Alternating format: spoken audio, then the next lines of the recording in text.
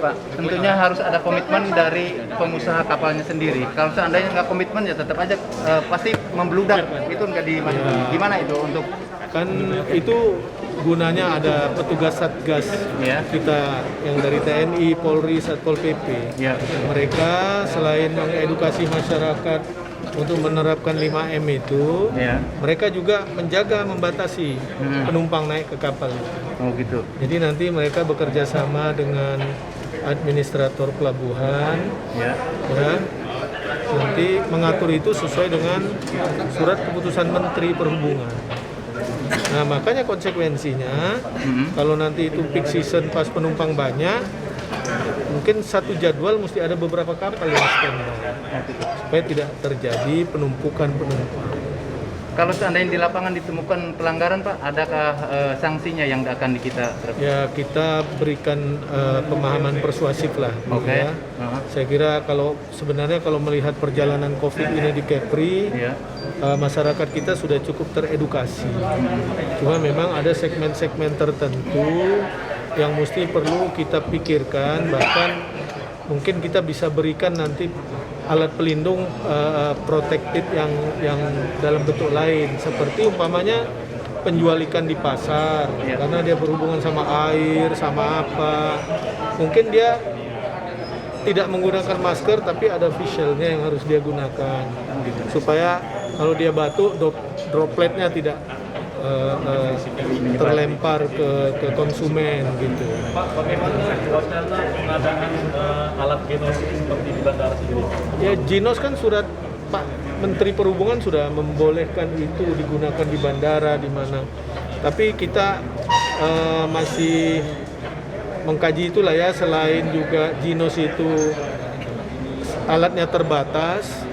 Yang kedua, kita juga masih berpikir soal beban ke masyarakat, karena kalau menggunakan Ginos biasanya tidak digunakan, mereka kan harus menambah lagi tambahan ongkos keberangkatannya, karena biaya Ginos itu harus mereka bayar 20.000, kecuali Natuna Anambas memang sejak awal sudah memberlakukan itu, karena itu perjalanan jangka panjang, perjalanan jauh. Kalau perjalanan di sini kan ya rata-rata perjalanan 1 jam, 2 jam, sampai di bawah 3 jam.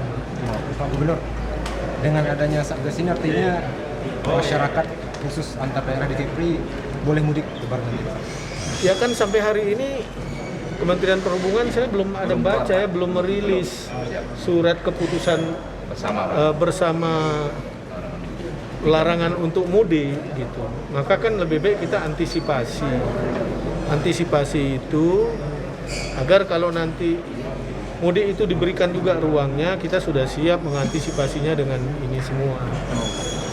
Gitu. Tapi secara nasional kan Pak sudah ada larangan itu, Pak? Belum ada, belum dirilis. Baru pernyataan-pernyataan gitu, belum ada rilis resmi dari Kementerian Perhubungan. Kalau sudah ada surat edarannya, kita tentu akan sampaikan ke masyarakat umum. Gitu. Rencana membuka hubungan dengan Singapura masalah wisata itu sejauh ini komunikasinya dengan negara itu gimana? Ya, sekarang kan pemerintah pusat sedang membahas terus ini. Saya kira kalau dari sisi kita kan kita memang sudah mempersiapkan itu semua. Tinggal kita nggak tahu dari sisi Singapura gitu.